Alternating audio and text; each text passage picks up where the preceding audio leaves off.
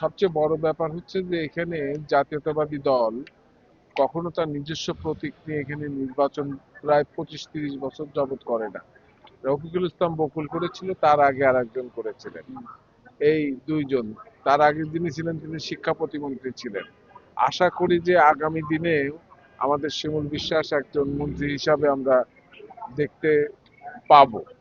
এ কারণেই যে অত্র অঞ্চলের সাথে গোটা নর্থ বেঙ্গলের সাথেই শিমুল বিশ্বাসের একটা নারীর যোগাযোগ আছে এবং প্রত্যেকটি এলাকাতেই তার উন্নয়নের ক্ষেত্রে তার অবদান রাখার যথেষ্ট মানে যোগ্যতা যেটা বলে, অর্থাৎ মানুষের সাথে কমিউনিকেশন, কার কোথায় কি লাগবে, কার কোথায় কি লাগবে না, এই বিষয়গুলো সম্পর্কে সে অকিবহাল। তারপরেও সে পরিবহন শ্রমিক সেক্টরে এই অঞ্চলের একজন সর্বোচ্চ নেতা এবং সবকিছু মিলে শিমুল বিশ্বাস অবশ্যই একজন মন্ত্রী হিসাবে দাবি রাখে এই অঞ্চলের মানুষ হিসাবে।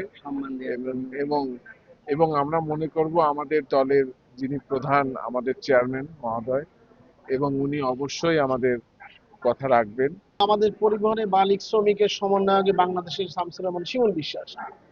আমাদের পরিবহন থেকে আমরা শ্রমিক মালিক, আমাদের একটি দাবি, পাবনার উন্নয়নের জন্য আমাদের একজন মন্ত্রী দরকার। সেই জন্য আমরা শিমুল বিশ্বাস ভাইয়ের নামটাই আমরা শুনতে চাই পাবনাবাসী। শামসুর রহমান শিমুল বিশ্বাস 1990 সন থেকে পাবনা সাধারণ মানুষের কাজ করে আসছে, তাদেরকে অনেক সাহায্য সহযোগিতা করে আসছে। উনি আমাদের সঙ্গে নিয়ে দলবল নির্বিশেষে উনি বহু কাজ করেছে, জনমূল্যে কাজ করেছে।